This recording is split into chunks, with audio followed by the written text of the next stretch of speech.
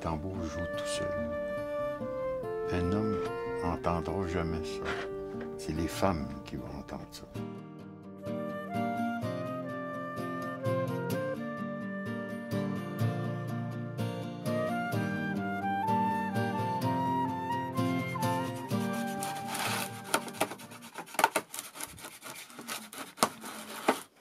Les tambours, j'en faisais pas. Mais il y a un artisan qui en faisait ici. Puis là, je lui ai demandé, fais-moi des tambours. Puis je vais toutes les prendre. Puis bon, lui, il m'a dit, je pars en forêt. Mais que je revienne, si j'ai le temps, je vais te les faire.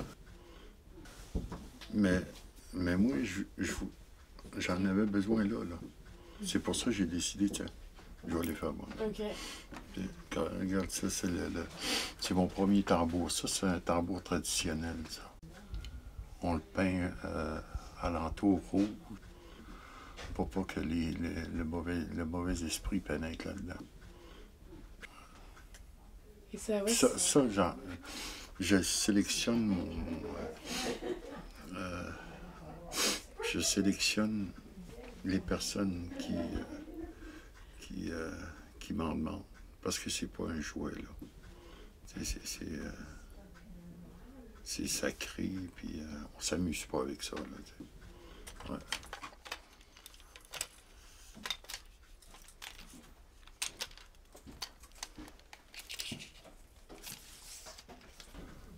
On donne la guérison. Bon, on donne pas, c'est pas nous, là. C'est le contact entre les grands-pères, les grands-mères et la personne malade.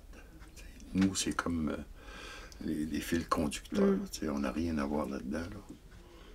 Et vous accompagnez avec du chant, c'est ça? Oui, c'est ça.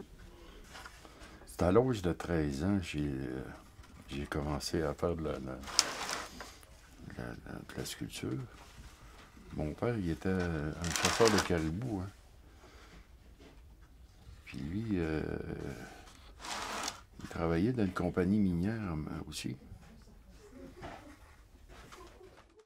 Il apportait des bois de caribou. Là. Il mettait ça dans le cabanon en arrière. Là.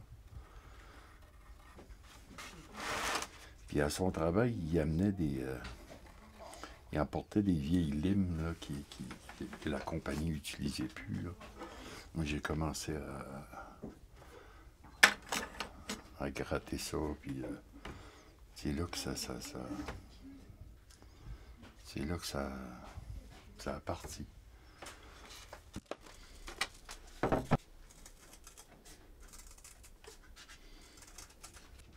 C'est un bonheur d'avoir trouvé le métier que je voulais.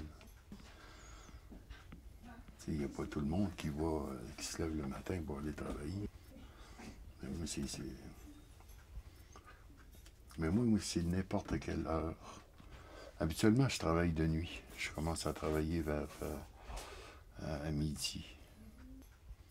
Puis je fais le tour du cadran jusqu'à 4h, 5h du matin.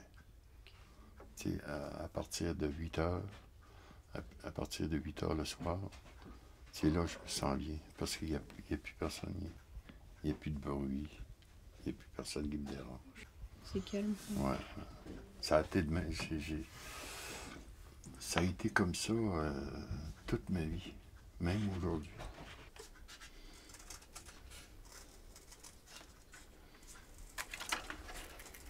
Ça, c'était pour...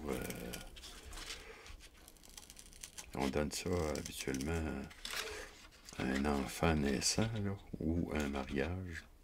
C'est comme un porte-bonheur. Ça enlève les mauvais rêves. Là.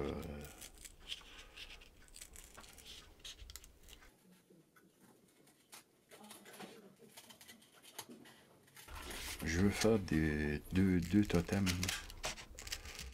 Ouais, un totem pour ma famille, puis j'ai pensé à un totem pour tous les défunts là, qui passent par ici. Là.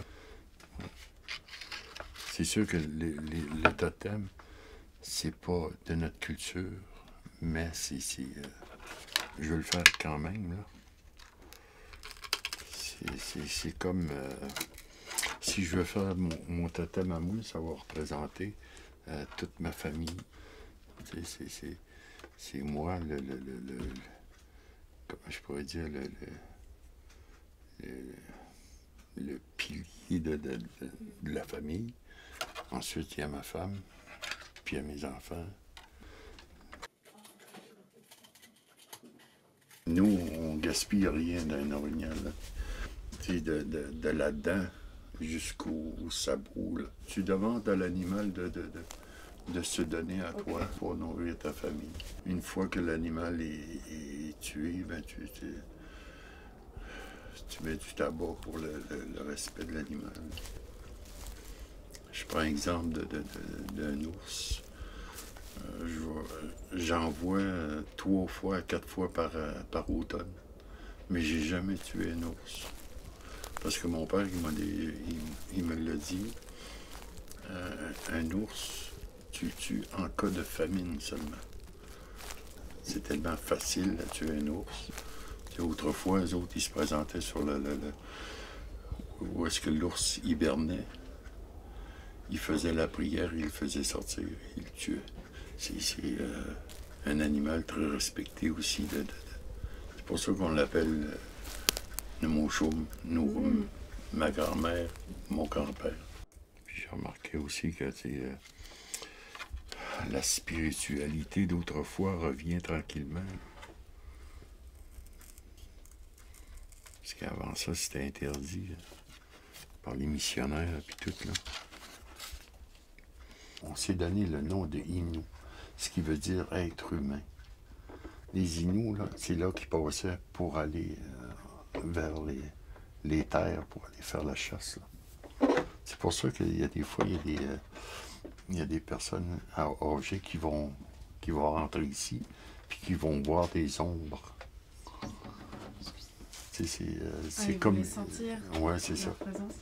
C'est comme chez nous, là-bas, juste dans le salon, il y a l'extérieur, on voit passer les ombres aussi. Là. Puis on se demandait si c'était seulement que nous. On a demandé au voisin. Le voisin aussi voyait les ombres, même aussi la voisine de 3 maisons en avant, elle voyait aussi les ombres. Des œufs, j'en ai partout dans le monde. Hein. J'en ai vendu des grosses sculptures. Là. J'en ai partout dans le monde. Là. Il y a le musée qui en possède. Des œuvres de panache de caribou. Mais ça, c'est une erreur là, d'avoir vendu ça à eux autres. Pourquoi?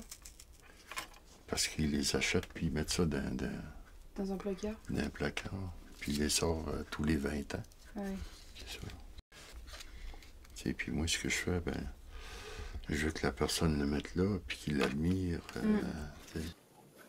Quand je fais de l'artisanat, je veux pas qu'on achète mes produits pour m'encourager. Je veux que tu achètes mes produits parce que tu les veux.